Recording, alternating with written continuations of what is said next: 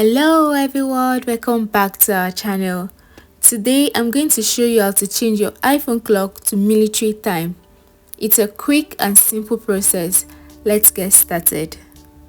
First, you head over to your settings app on your home screen and tap on it.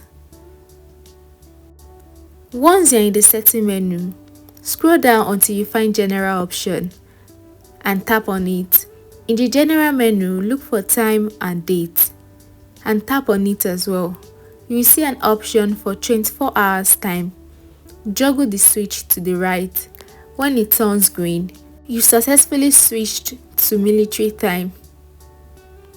And that's it, guys. Your iPhone will now display time in 24 hours format.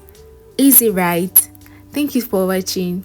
If you found this tutorial helpful, please don't forget to like and subscribe for more quick and easy tips, and I'll see you next time. Bye bye.